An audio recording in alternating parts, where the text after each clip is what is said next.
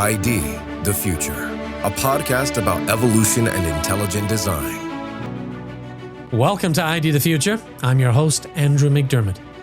Today, enjoy the second half of a conversation with geologist Dr. Casey Luskin and his wife, science educator Kristin Marais, as they discuss intelligent design, evolution, and alien life with host Daniel Ray on the Apologetics Profile podcast. Now, in part two, the conversation shifts from the theoretical framework of intelligent design to the physical and biological hurdles that challenge both Darwinian evolution and the search for extraterrestrial life. Dr. Luskin also discusses the professional risks and academic pressures faced by scientists who dare to suggest that the design evident in nature may be actual design from an actual designer. The conversation wraps with a surprising conclusion that the possible future discovery of alien life would actually be the ultimate disproof of Darwinism, pointing instead to a common design blueprint shared across the cosmos. Now, let's get back to the conversation with Casey, Kristin, and their host, Daniel Ray. When people want to invoke aliens to explain the origin of life on Earth, you really are just pushing the question back, okay? Because where did those aliens come from? Did they evolve naturally? You've got to ultimately account for the origin of life in this. Thank you, Kristin, for making that point. That's an important point that I left out there. You got to at some point account for the ultimate origin of life. You can't just keep pushing the question back and kicking the can down the road. Yeah. Kristin, when you talk to students, you're getting students from a wide variety of backgrounds in what you do in your classroom. You must get some students and the students that are not in public schools, the general public school. I mean, I grew up in public school in California in the 70s and the 80s. I never heard once anything about intelligent design at all. It was just the widespread assumption that Darwin was right and evolution happened, and you just kind of go on and accept that. But it seems like there is a concerted effort to not only just push the question back, but push the question off the table completely. We're given information about the origin of the universe and the origin of life in these textbooks like that's just the way it is, and there's no need to ask questions that are beyond that curtain. Do you find that your students, some of the students that come to you, are hearing this idea for the first time, and how do they react to this?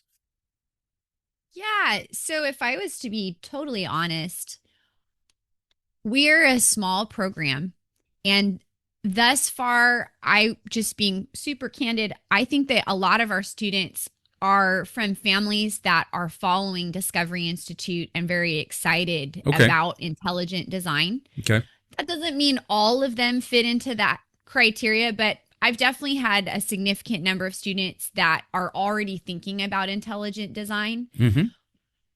But I think what is refreshing is that some of them, like I can think of one student that I had actually this last year, in his free time is on a debate team. And it was so cool to see him in a course like this have that same mindset. He would pleasantly surprise me sometimes with his ability to actually think about what would be the response of my opponent. What would someone with a materialist perspective, what argument would they make? And to do so not in a way that was disparaging or exaggerating, but genuinely engage with what would be the other side. And I think what I would say is, you mentioned your experience growing up in California public school. Like, I attended a private Christian school, but went off to a large public university for my university experience.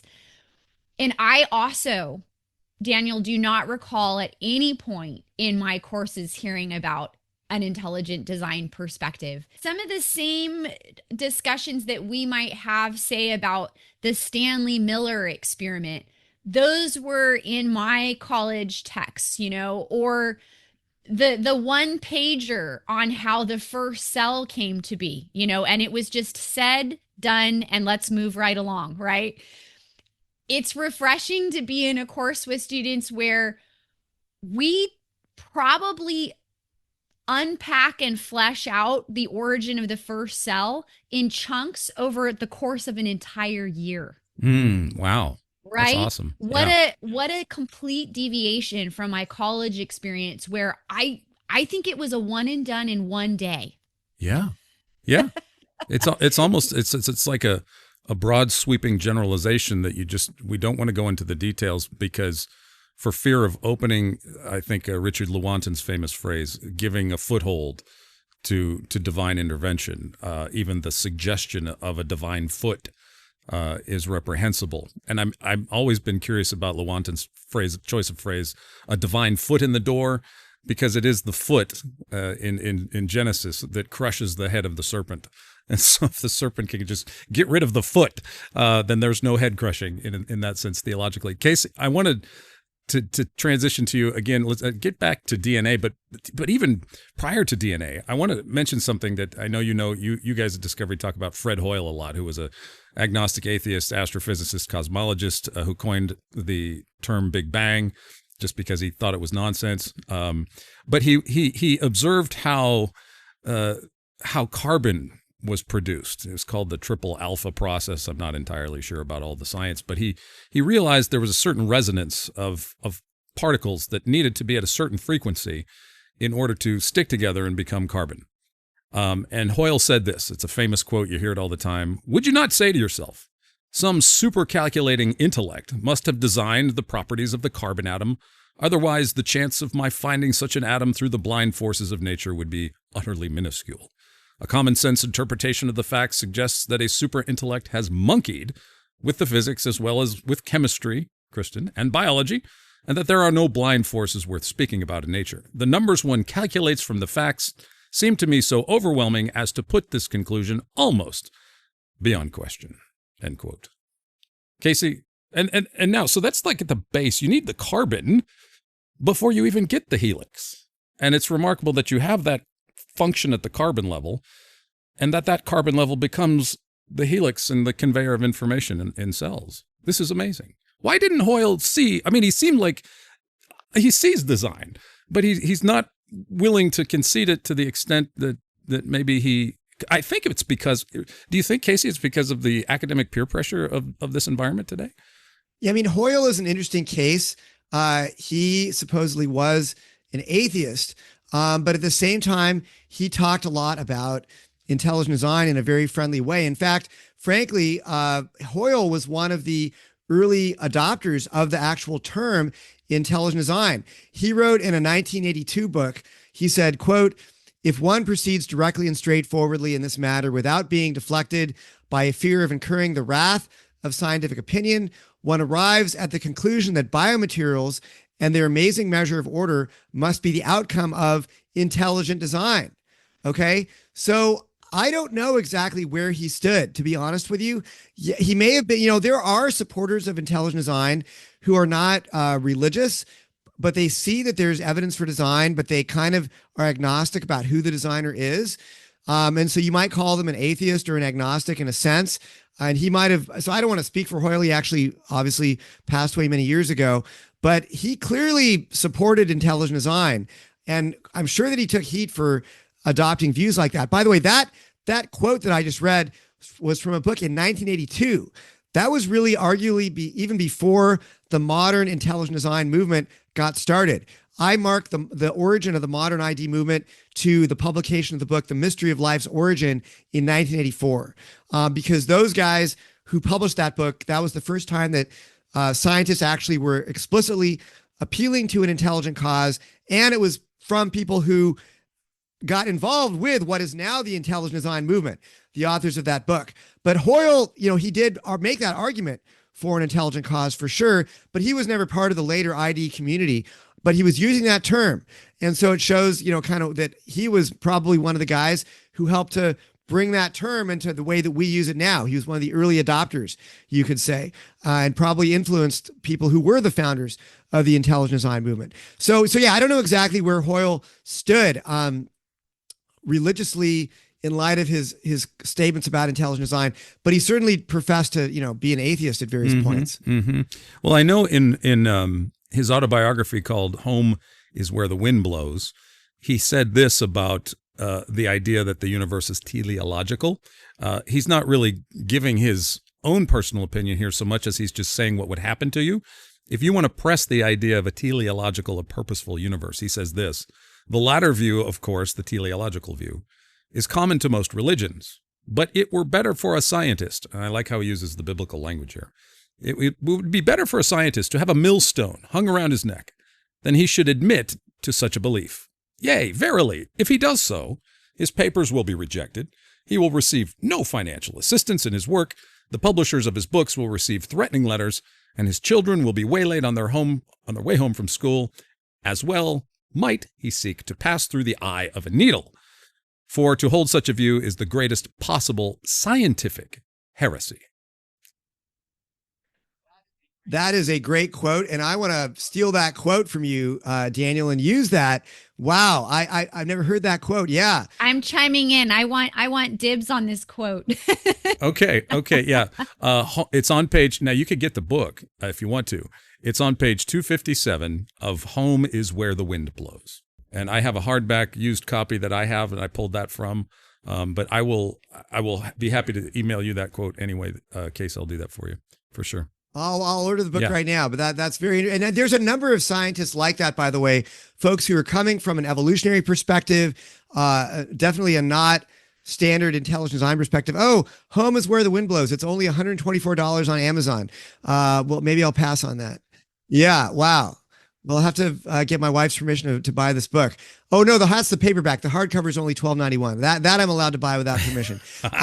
Yeah. So anyway, yeah. So, but there's quite a good number of, I would call them evolutionary scientists who were committed to a materialistic account of origins, probably even in, sort of an atheistic worldview, who said similar things to the quote you just read, where they would say, look, as soon as you challenge Darwin, or as soon as you support intelligent design, you become persona non grata. You become an outcast or a pariah in the scientific community. And I think it's important for your listeners to appreciate that it's not just us ID proponents who are saying, look, when we come out of the closet as an ID theorist, we lose, our academic freedom. People give us a hard time.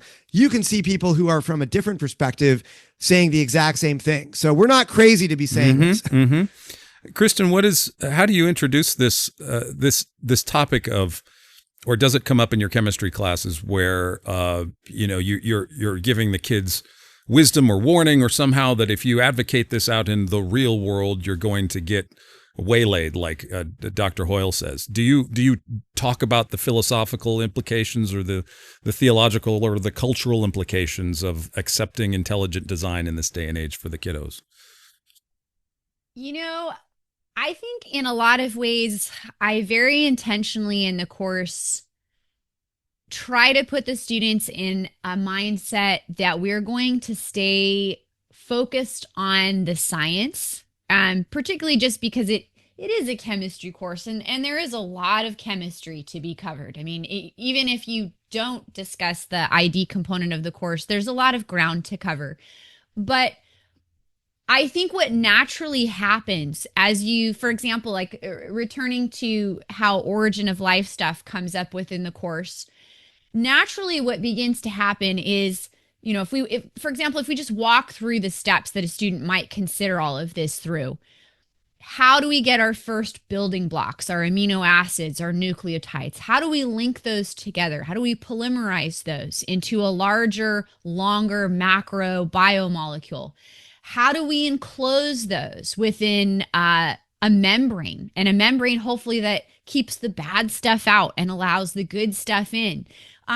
Naturally, as they're kind of progressing through that, and naturally as they're encountering ways that a blind and guided process would be very challenging and insufficient to account for those various steps in the origin of life progression, naturally, I think students begin to realize that this does strongly suggest intelligent design. And if a student is coming into the course from a Christian perspective, it is very affirming of their belief in a creator. if they're not coming into the course with a Christian perspective, it naturally raises the question, which is why I'm sure people are fearful of this, of, okay, well, it seems like it's designed. What am I going to do with that? And as you said, what are the implications of that? What is the philosophical or the theological? It just naturally kind of raises those questions. As an instructor in the course, I don't make a huge deal about that. I just examine some of these different phases of the origin of life with students. They can draw those implications quite intuitively as a student. Okay. Yeah. Taking the science up a little bit, Case, when we're talking about DNA, we've already talked about panspermia a little bit. We've already talked about Shannon information. In your research and field and understanding and engagement with the secular science side of things, what are the current leading theories for the source of information in DNA today? What's out there cutting edge right now? What are people postulating in terms of Darwinian natural selection? Sure. So we could talk about that in the context of the origin of life or the context of the evolution of life. I think for the origin of life, there really is no explanation for the origin of information in DNA.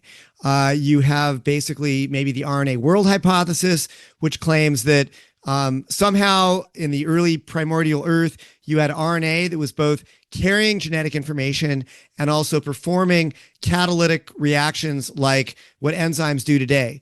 However, the problem is that in the RNA world, prior to the origin of life, there's no reason, if let's say that somehow you could get a huge pool of gazillions of RNA molecules, that somehow hoping that one of them would be able to catalyze its own self-replication. Okay, that's kind of like the holy grail for the origin of life.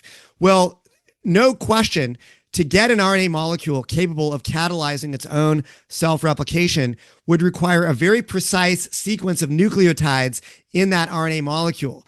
But prior to the origin of life, the origin of replication, there is no reason why any nucleotides should be in any particular order in that RNA molecule. So basically all you have going for you is sheer dumb luck, as David Berlinski puts it, okay? There is no natural selection prior to the origin of replication, prior to the origin of life, to somehow, preserve certain sequences of nucleotides. So really the likelihood of you getting an RNA molecule to catalyze its own self-replication with the nucleotides in the right order to be able to do that is so small that many origin of life theorists have considered it to just be impossible. So a common sense analogy for my own brain, what you're saying about RNA, DNA, I'm just going to throw out, date myself here and use an analogy from the 80s. I grew up on cassette tapes and vinyl records, and I would tape vinyl records, and I would give the tapes to my friends, all that stuff. But you're talking about RNA is kind of like the tape recorder.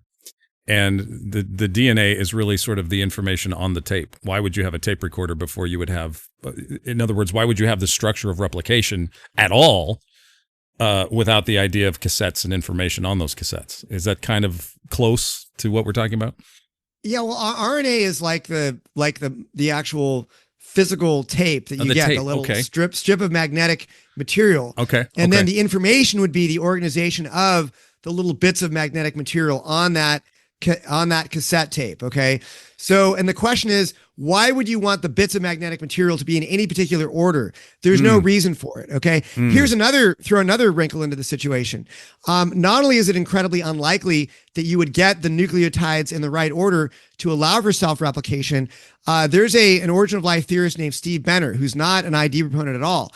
He has said that if you want to talk about likelihoods, the likelihood of you getting an RNA sequence that would destroy other RNA molecules, basically ripping them apart, is far higher than you getting an RNA molecule by chance. We're just talking about by chance that would create new copies of your RNA molecule. So you're getting a scenario where it's much more likely that you would get an RNA that would actually, basically degrade other RNAs than you would get an RNA that can catalyze its own self-replication, making copies of itself. So really the RNA world, some people have called it the least bad idea out there for the origin of life. I think that's a very fair, that comes from a mainstream journal article, by the way. I think that's a very fair description of RNA world.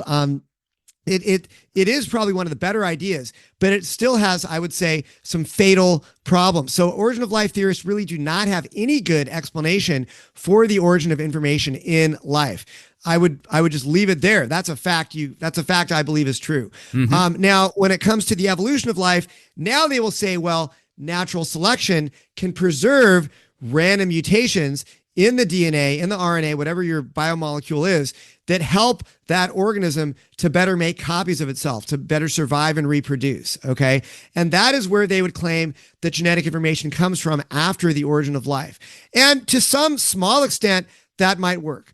But you see, the problem here, Daniel, is that natural selection hits a wall, because it is often the case that you have certain traits in living organisms, like molecular machines, like actually, frankly, just many run-of-the-mill enzymes that require many mutations to be present before you get any selective advantage. And this actually is taking us right back to that problem we faced with the origin of the first life. You have to get many nucleotides in just the right order before it works.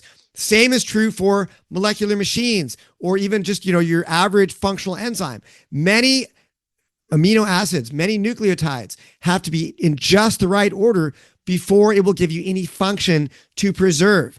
So once again, the likelihood of natural selection, random mutation, building that in a step-by-step manner is very, very, very low.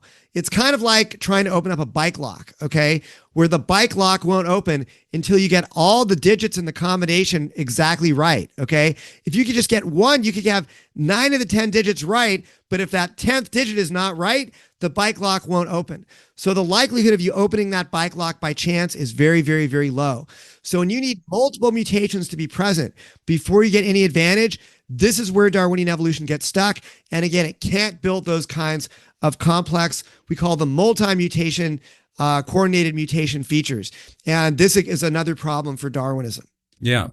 For both of you, as we wrap up here, I want to address a question. We don't have to go too far into the realm of speculative ideas, but let's talk about it in terms of the science, in terms of actual empirical physical evidence that we have of this. Our culture is increasingly becoming more fascinated with the idea of aliens and UFOs, with Steven Spielberg's new movie, with the government releasing more and more images that have been classified for decades.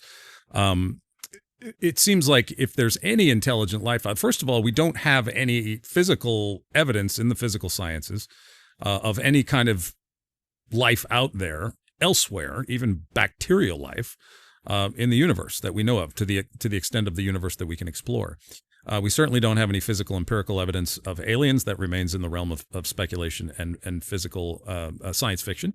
But I think, Casey, you had mentioned in a recent article that you had written that if there are something like the typical gray alien that we see, this would be an example of convergent evolution. I thought that was an interesting fact. I thought maybe you could take a minute to explain that. And then, Kristin, how prevalent is the idea of aliens in the minds of your students these days? And do you use that in any way to relate to the realm of chemistry? So, Casey, you can go first, and Kristin, you can follow up. Yeah, Kristin was really hoping you were going to ask her some questions about aliens today. I can tell you that. No, that's not true. So I'll take this one. So right. Yeah, so I wrote an op-ed a few weeks ago. I think it got published at townhall.com about this exact question. That basically, if those stereotypical gray aliens were to show up on the White House lawn, and say, "Take me to your leader." I'm not expecting this to happen, by the way, but if it were to happen, that would be the biggest disproof of Darwinism ever. Okay, because the likelihood of Darwinian evolution producing another creature from another completely different planet that had the same basic body form we do, 2 arms, 2 legs, 2 eyes, a head, a nose, a mouth, the likelihood of that happening, that same body plan evolving independently on 2 different planets, is so small that most evolutionary biologists would consider it to be impossible. It would never, ever happen, not even by chance. So that means you would have to look for some other explanation.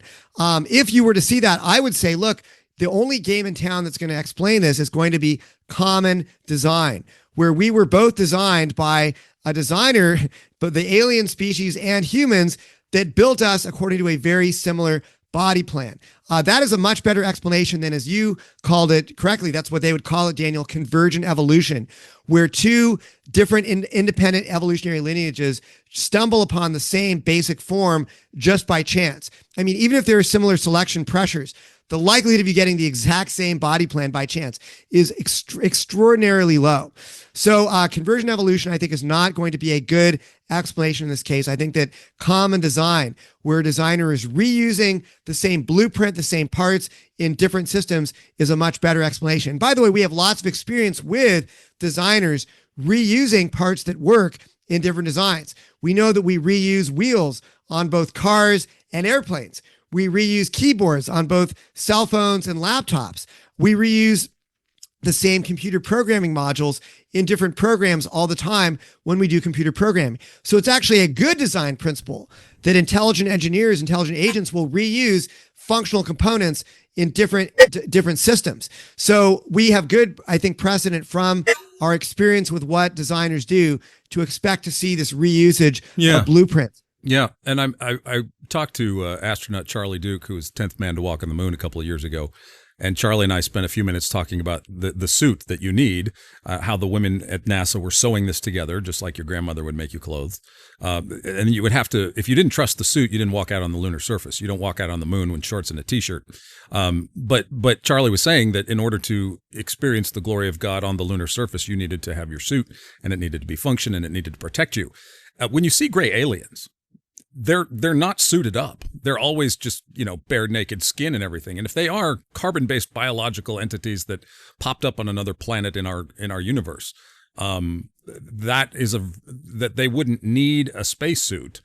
Again, that gets the connotations of that would be like, well, you must be on another Earth-like planet. What are the chances that the atmosphere and the gases and the position from the star and its position in the galaxy and its position to be able to travel from? Now you're not only lining up a convergent evolutionary idea of alien beings being like us, but you're also now dealing with planetary science and getting into what Jay and Guillermo have talked about. Now, is there another planet like Earth? That's another, add that to the improbability question as well, I think. Kristin, what is aliens and chemistry and your high school students? Does that ever come up, or where are you on the alien question? Well, you know what? When you first raised this, I thought, boy, what on earth am I going to say to this question? But you know what? As I was reflecting, I have to say, I think I can take this discussion and take it one step back from what you guys are discussing. Case is talking about, as are you, what are the chances of having a life evolve that is similar to ourselves? But I think a question my chemistry students could ask, and they're uniquely, I think, positioned to ask this, is what are the chances of life evolving, period? Right?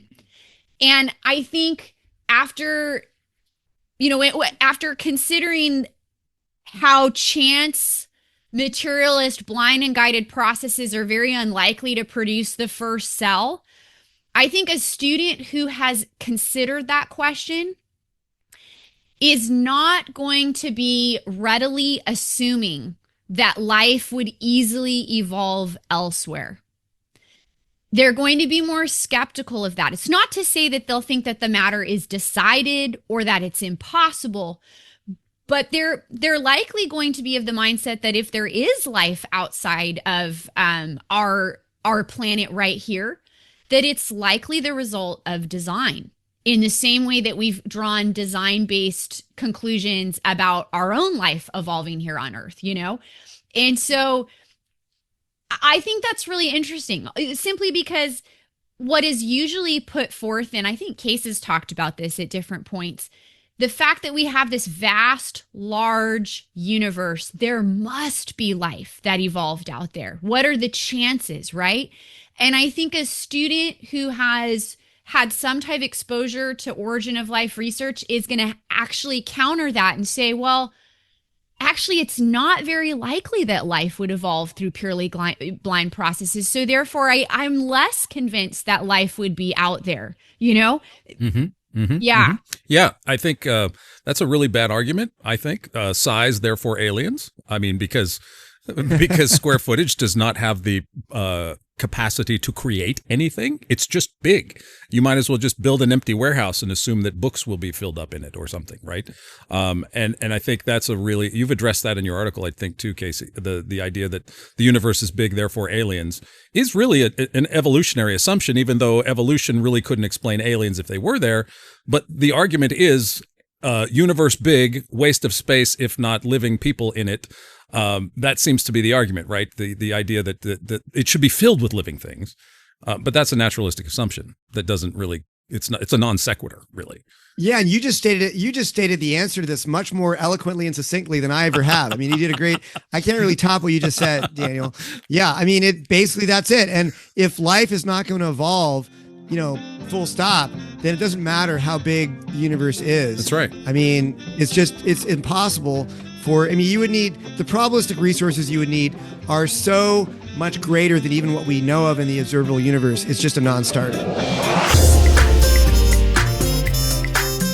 Thank you for tuning into the Profile this week. We hope the program has been edifying, informative, and inspiring for you. And if you would like to have Kristin as your high schooler's chemistry teacher this fall, you absolutely can. Here is Kristin to tell you more about the program. We're really excited about kicking off in fall again for Discovery Institute Academy. And if you are a homeschooling family or co-op and you are in need of a science course, specifically a chemistry or biology course, we've got fully online 2-semester courses that are taught by qualified, certified science teachers. Myself, I teach the chemistry course. My colleague Summer teaches the biology course. We would be delighted to have you join us. And you can find more information at discoveryinstitute.academy. Again, that's discoveryinstitute.academy. All the information for course start dates, pricing, as well as links to register is there. And I'll just preface, if you're a family thinking about this, our courses are flexible in the sense that we're offering 3 different tiers for families. So tier 1 is an option. That includes the live synchronous course. Your students will be meeting with Summer and I weekly to unpack material, to progress through the science, and to have some discussion. If you would like a little bit more autonomy, we've got tier 2 for students that want to progress through the course maybe more asynchronously at their own pace, but want to have the chance to drop in once a week for an optional drop-in and have that teacher support. And then finally, if you're a family that maybe mom or dad is a chemist or a biologist or has a strong science background and you want to go through the course totally on your own, we've got an option for you too, a fully asynchronous option. All 3 options in sum will offer you pre-recorded lectures, readings, handouts, assessments, and wet labs, as well as virtual simulations with Labster. All done, ready to go. We'd love to have you join us, discoveryinstitute.academy. That was Dr. Casey Luskin and Kristin Marais with host Daniel Ray on the Apologetics Profile podcast, discussing intelligent design, evolution, and the question of alien life. If you missed the first half of the conversation, look for that in a separate episode. And by the way, Dr. Luskin has written some compelling op-ed articles recently on the topic of alien life and intelligent design. You can look for those at scienceandculture.com or on his website, caseyluskin.com. Again, that's caseyluskin.com for all things Dr. Luskin, including his recent articles covering the search for extraterrestrial life and why it's compelling evidence for intelligent design. For ID the Future, I am Andrew McDermott. Thanks for joining us, and we'll see you again soon. Visit us at idthefuture.com and intelligentdesign.org. This program is copyright Discovery Institute and recorded by its Center for Science and Culture.